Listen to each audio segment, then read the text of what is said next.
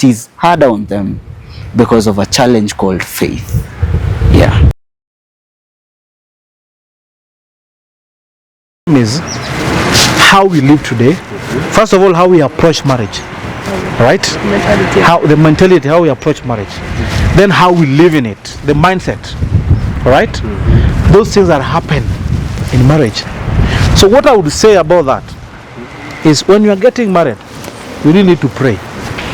You need to pray, because for God to help you locate the right woman for you, that you will be with and will not bring you troubles. You need to really pray so that God will open your eyes, so that you locate the right wife. So the problem is not marriage. Marriage is very good institution God brought, but now how you live inside that marriage, or how you approach it. Yeah, before you get married, you need to go through a lot of things, so that which will help you. And then when you, it's always a triangle. This is a triangle, triangular shape, and then this is your wife, this is you. Then you focus on God. So it goes like this. So the more you focus on God, the more you get closer. Alright? So when you reach up here, then you will have reached God. So God is able to bless you, and you're able to be united to a point you will never experience such difficulties. Marriage is not easy, but with God everything is possible. And there is no marriage that is smooth. No. It's ups and downs. And right now, if someone tells me that he's maybe 10 years in marriage and they have never fought with their wives, then they're lying to us. You disagree to agree. But now it depends on how you solve your issues. But as a man, of course, you need to be the one who guides the marriage, and you have to make sure you do the right thing. Yeah. I think it's not the marriage, it's the way people live and how they view marriage, and how the parents and probably the other peers of the people we live around are telling about the marriage. So it's not the marriage, because if you are in the marriage, you will be able to navigate with your partner on the challenges you are coming through or you are engaging in. And because marriage is not a practice of another marriage. Marriage is practiced by two people of the opposite gender, and it's you by your own challenges, not challenges of another marriage. So it's not the issue is not the marriage, or the problem is not the marriage, it's the view about it and how you want to challenge the marriage and move on and be a successful story in the marriage. Yes. I think the problem is not marriage itself, because marriage, it has been there since the beginning of the earth. So I think the problem is the lifestyle how we are living today. The first thing that has changed,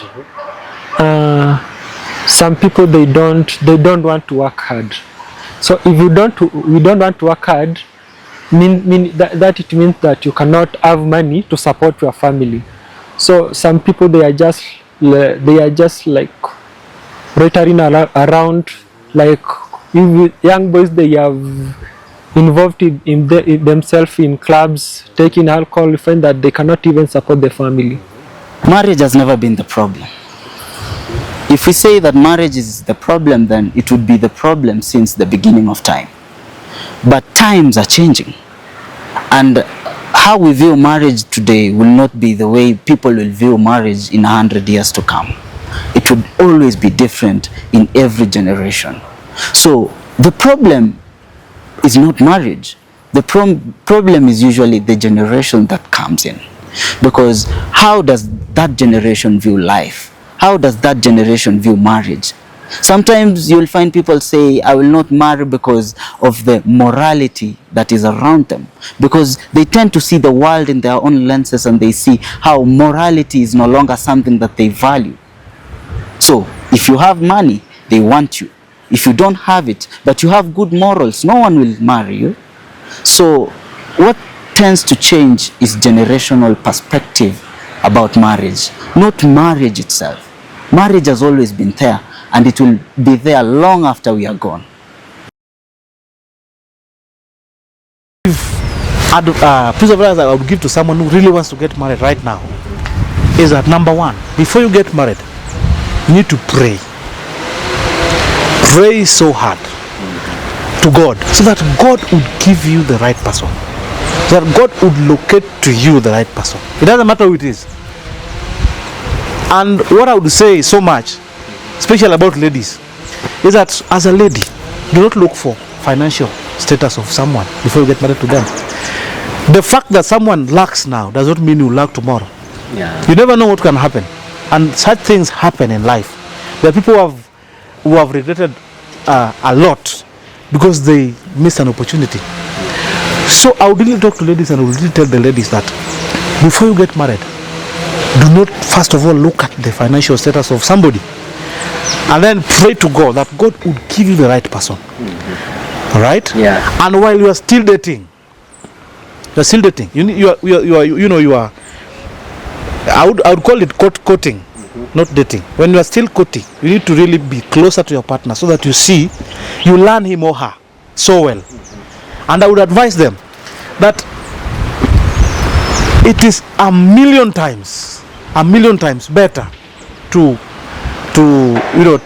cancel courtship than to divorce. Even if you are engaged to get married, it is a million times better to cancel that relationship than to divorce. So you really need to study this man or this woman, learn them well, know what they like and what they don't like, accommodate them. You need to be very accommodative as a partner so that you live with that, and of course prayer. If you don't pray, you get a wife without prayer, you know that there will be problems because you can fall on the wrong one, and when you fall on the wrong one, that is the end of that marriage. And they need to know that marriage is a forever thing. It is not like, it's not a holiday. It is a forever thing, something that only death will do you part. But it's not good to divorce. God does not like divorce. So before you get into that marriage, I encourage, pray to God to help you to look at the right marriage. I'll give you a little story as I finish. When I was getting married, I knew I'd found a good woman and I knew I'd found the right person. But we had a lot of challenges. Before we get married, while we were still courting, I would say that one of the things that really made me to understand that was the right woman for me is the battles that I experienced while I was trying to get married. There were a lot of battles. In fact, a week to our wedding, my wife came to our home to cancel the wedding. Because with her, she had seen a lot of issues. These things are not going to work, So I had to, I had a best man who was really spiritual. So I had to take my best man and some of my few friends, and we did a kesha. We did a kesha of prayer kesha from 10 p.m. to around 4 a.m. non-stop prayers. And the following day, she changed her mind, and we went on. So it was the devil trying to do what? To ruin this. And the devil can even use women to do this, because they can really use women easily. So that when the devil had cancelled that thing, because that is what he was trying to do. Maybe something could have went wrong. Maybe I would not be married now. Maybe I would have found another one who wasn't meant for me. So I knew I had the right woman because of the battle that I experienced. So when you see the battle is too hot, then know that you're closer to the victory. And this person that you're having is the right person.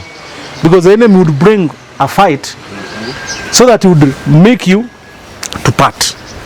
Because he knows that this marriage is made for the purpose of the kingdom. So when he knows that a marriage is made for the purpose of the kingdom, he tries so hard to break that before it happens. So when you see battles, don't lose hope. Because those battles, they are the things that shows you that really this is the right thing. You can only throw a stone to a tree that has mangoes. But you cannot throw a stone to a tree that has no mangoes. Because what are you looking for there? Yeah, so when he sees a good thing, he wants to destroy. Yeah, so don't be discouraged because of battles. Those are the things that strengthen you. Yeah, so I would really encourage them. Let them pray so that they are able to locate the right women, ladies to get married to. And then God will bless them. Then they pray. Prayer should be consistent and God will bless them. Yes. One of the biggest champion in my life that I will always give to young people, and I could give today, is before you get to marriage, you need to understand marriage is for mature people. Yes, you might be probably of many years, but you are not mature to marriage. Secondly, when you're seeking to get in marriage, it's good to seek opinions, to seek guidelines to people who have been in marriage for many years. And probably these are married couples who have a good reputation in the church, in the community, and who can give you guidelines on the true challenges of marriage. And you'll be able to navigate through that. How I can advise the people wenye wanataka kuingia marriage, first thing, trust is built, ama trust inatengenezwa. So you should trust your partner. Within this period of courtship, lazima mkuwe mmejua weakness zake na strong zake. So mkikuja kudate upata kona hizi weakness, wewe usimtokee, but combine your strengths na zake ili muweze kubuild up a good family. Tell them to do it in a godly way. Because if you do it in a worldly way, you will always have these problems.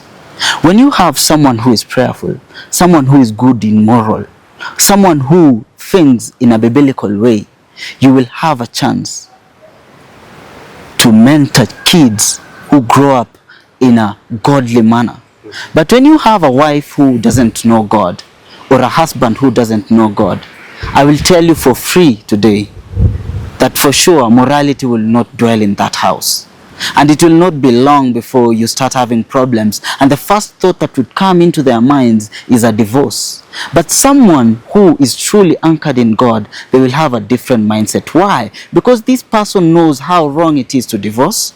This person knows how I should love even when it feels like love is not an option right now. They will always choose to do the right thing even when the wrong thing feels good enough. They will always move in the right direction even when the wrong direction feels good enough than the good one. So it is always about a godly marriage, a person whom you can sit down and talk about issues and know that your marriage is not just two people in it, but a three-corded strand in which God is involved in it. And by that, you will find that you grow stronger because you do not depend on your own strengths to impress each other or to love each other, but you depend on God to be able to sustain and be a foundation of that marriage. That is what the people had to say.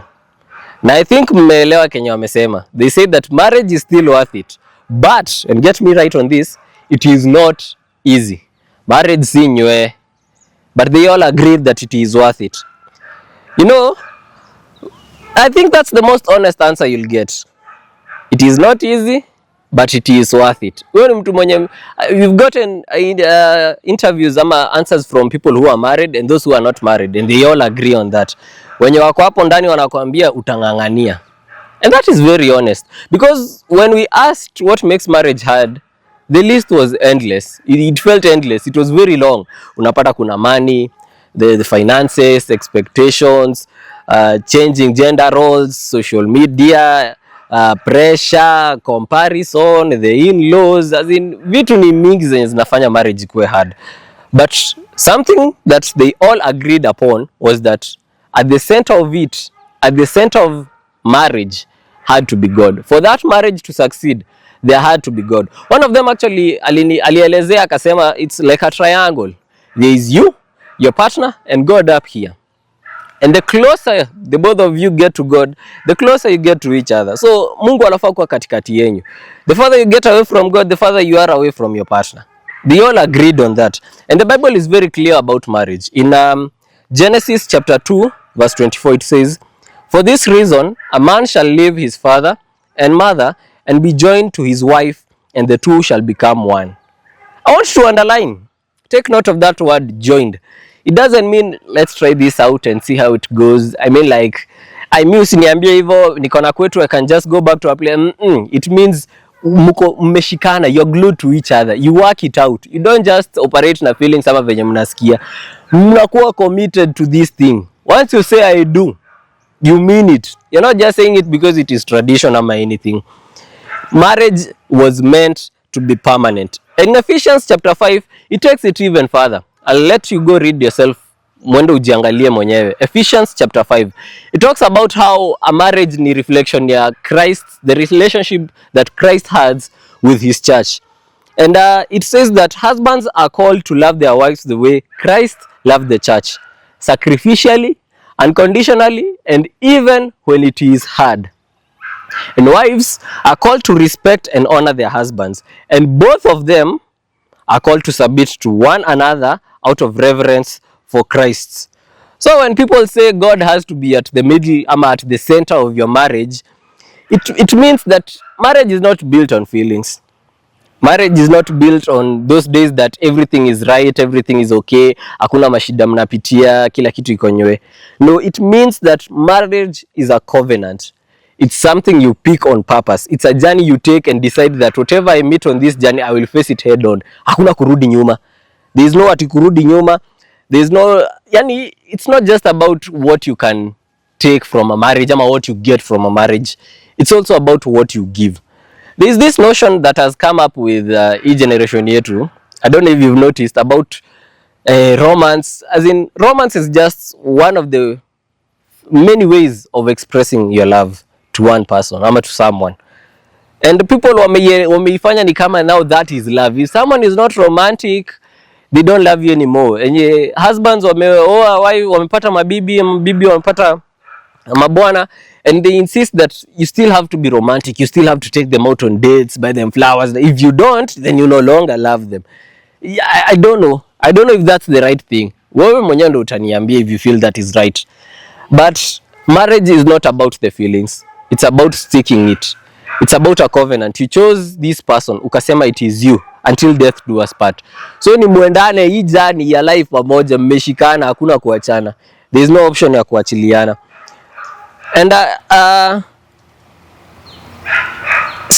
when life gets hard, it's that covenant, that commitment to God and to each other that holds you together. So here's the real question. Is marriage still worth it? I mean, kuna unions siku hizi zenye tunaona zina work. Unapata a lady anasema me am a successful career woman, ama I'm a successful professional in my career. Mimi nishafika peak yangu career wise. And I don't feel like getting a husband, but I would like children, so I'll just go get a child with a man, and then mimi na huyo mwanamume tuachane, and I'll raise this kid on my own. Ama unapata there's this they call it a baby daddy and baby mamas, where you're not married to each other, ama you're not in a relationship with each other, but you're co-parents. Mnashughulikia kulea huu mtoto and all that. A lot has come up that inaonyesha as in kama si lazima kukuwe na marriage, as it's like you can get the benefits of marriage without really having the marriage itself. But that is not exactly what God wanted. That is not exactly what the Bible talks about. The Bible talks about having a companion, having a partner. And it just doesn't say having a partner in the good times, ama when it is convenient to you, ama when it suits you, ama when it's a benefit to you. It talks about having a partner mwenye mtashikiliana, mtasupportiana. You'll help each other grow, because there are days wewe utakuwa juu, mwingine ako chini. Na sio kila siku unakuaga juu, hata utajipata uko chini, and you'll need someone to be there for you. So this is what I will say. Remember, I'm not a professional. I haven't been married myself, sijafikia hapo, but this is what I believe. Yes, marriage is worth it. But not if you expect it to make you happy all the time. Not if you're building it on feelings or money or what you see on social media. No. Marriage is worth it when it is built on God's design. When it's a reflection of Christ's love, that is when marriage is worth it. So if there is no God kwa marriage yenyu, if there is no Mungu anawaleta close to each other, your marriage yenyu, I'm sorry to say, I believe it might not work. But once you have God and you understand God's design for marriage, what He intended for marriage to be, I believe marriage is worth it. Even with these changing times, with these changing patterns and changing lifestyles, marriage is still worth it. So if you are thinking about marriage, don't ask, will this marriage make me happy? Maybe you can change that question or that mentality to be like, ask, am I ready to love the way Christ loved? Am I ready to commit even when things are hard? Am I ready to build something that honors God? Because that is what marriage is.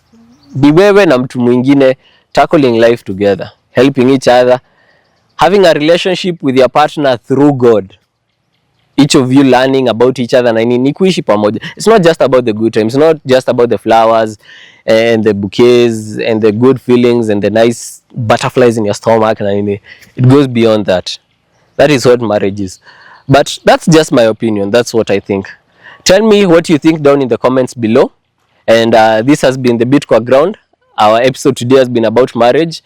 Be sure to share this with someone who you feel needs to hear this. Ama ask this question around you. Ask your friends, your parents, those around you with those marriages that have worked, those that unfortunately haven't worked. Ask these questions and tell us your thoughts down in the comments below. Be sure to subscribe and like and share. Until next time, this has been the Beat Kwa Ground with me, Mbugu Njoroge. Stay blessed.